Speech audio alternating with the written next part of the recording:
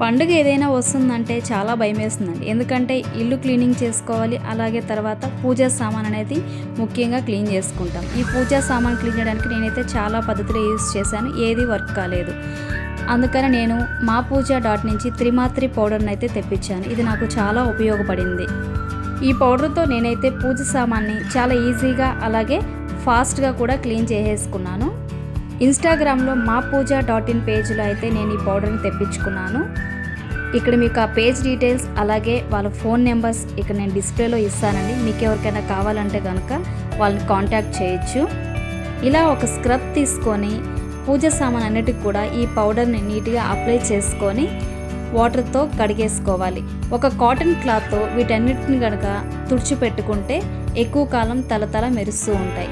ఇలా నేను నా పూజ సామాన్ అన్నిటిని కూడా క్లీన్ చేసేసుకున్నాను. వీళ్ళ వెబ్సైట్లో పూజకు కావాల్సిన ఇంకా చాలా మంచి ఐటమ్స్ అయితే ఉన్నాయండి. నేను అవి కూడా కొన్ని తెప్పించుకోవడం జరిగింది.